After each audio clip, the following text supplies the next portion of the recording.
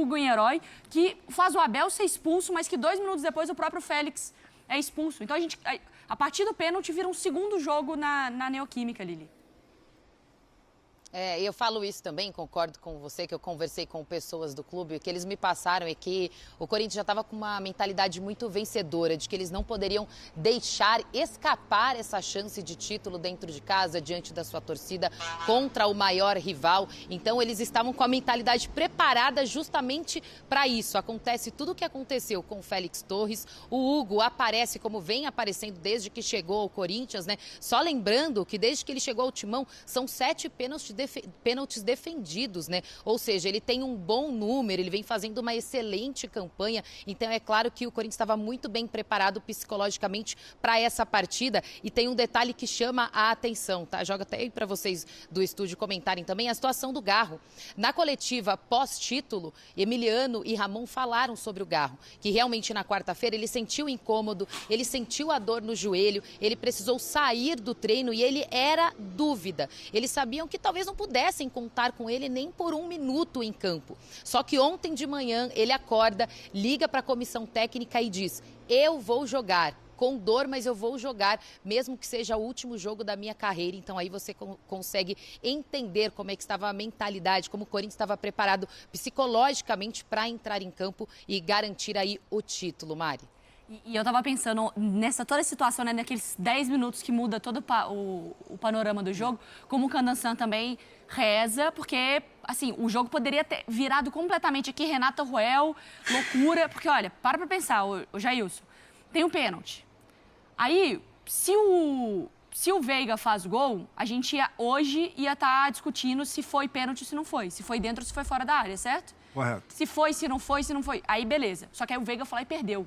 Então, o Corinthians não vai reclamar mais porque deu tudo certo para ele, e o Palmeiras não tem o que reclamar porque ele ganhou o pênalti. E para mim foi pênalti, mas perdeu o pênalti.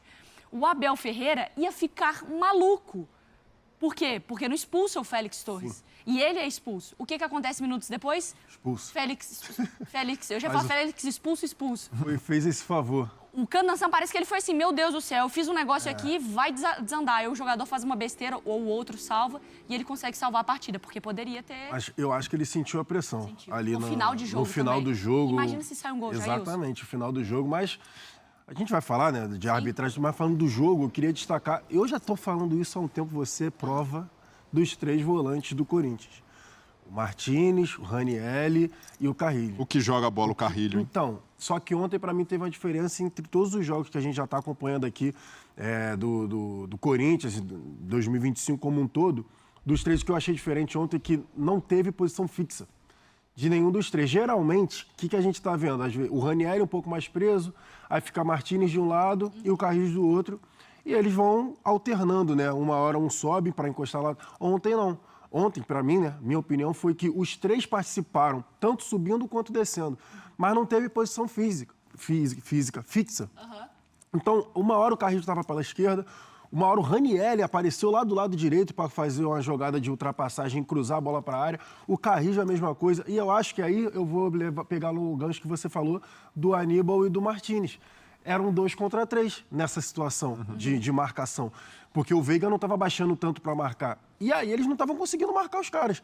Eu acho que sim, teve a questão do Corinthians de retardar o jogo, porque já estava com a vantagem conquistada no jogo de ida. Mas para mim também teve essa inteligência da dupla Dias.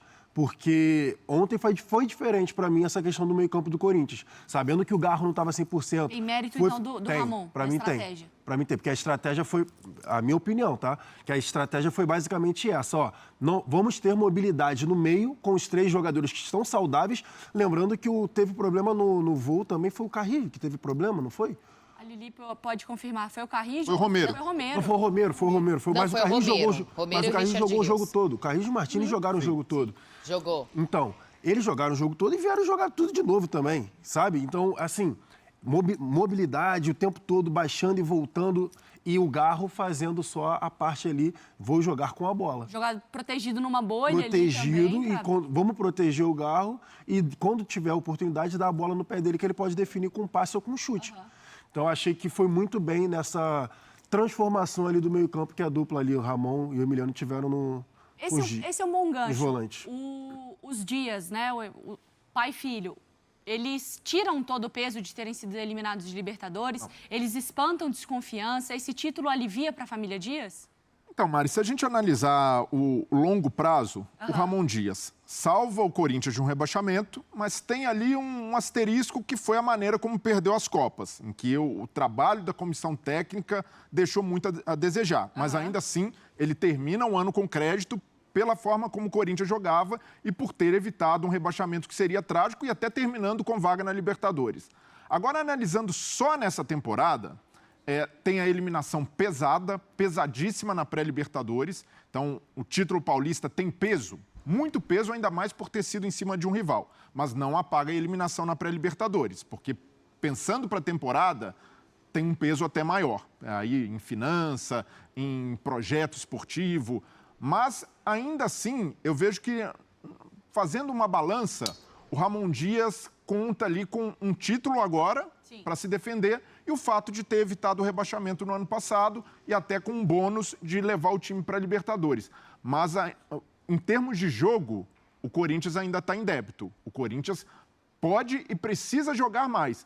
O Corinthians ganhou o jogo, ganhou o Campeonato Paulista no Allianz Parque pela postura que adotou, uma boa estratégia, muito bem executada, mas, e aí não falo das finais, mas no Campeonato Paulista como um todo, por mais que tenha feito a melhor campanha da fase de grupos, faltou mais futebol, faltou mais repertório e isso ficou evidente nos jogos mais complicados, principalmente na Libertadores. Então, é ter frieza nesse momento. Acredito que se o Ramon Dias perde o título, e aí principalmente tomando um baile tático do Abel, a situação dele ficaria muito complicada. Mas o fato de ter ganhado um título, e ressalve-se, um título depois de 6 anos para um clube como o Corinthians, mesmo sendo o Campeonato Paulista, é algo relevante, é algo que precisa ser valorizado. Então é um respiro, é um fôlego, mas acredito também que o sarrafo sobe daqui para frente. E não dá para ficar apegado só a esse título, porque daqui 2, 3 meses o nível dos adversários será maior do que o Corinthians enfrentou em boa parte do Campeonato Paulista.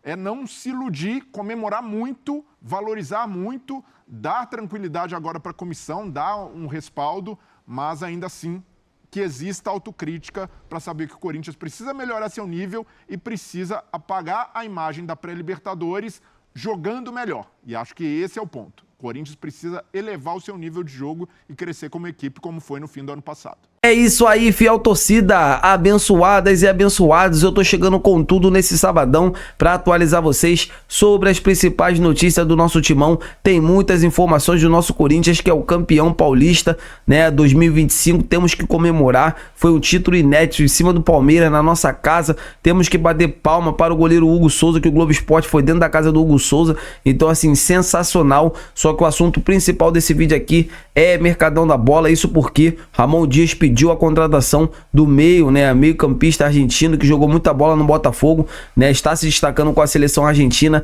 Thiago Almada, para brigar pela titularidade com o Rodrigo Garro, que vem jogando, né, muitos jogos com dores, né, como é o jogador que tá sentindo muitas dores. Então assim, num campeonato brasileiro, no calendário desse brasileiro, que tem muitos jogos pela frente, há uma imensa expectativa, né, do Corinthians formalizar uma proposta oficial para esse baita jogador, que é um cara que joga muita bola. Então, amigas e amigos, eu quero saber de vocês, seria uma boa ver o Thiago Almada com a camisa do Corinthians, sim ou não? Deixa aqui nos comentários, galera, pra gente estar debatendo sobre esse grande assunto. Conto com o apoio de todos vocês. Fiel torcida, eu tô indo nessa. A qualquer momento estarei de volta. Fiquem com Deus!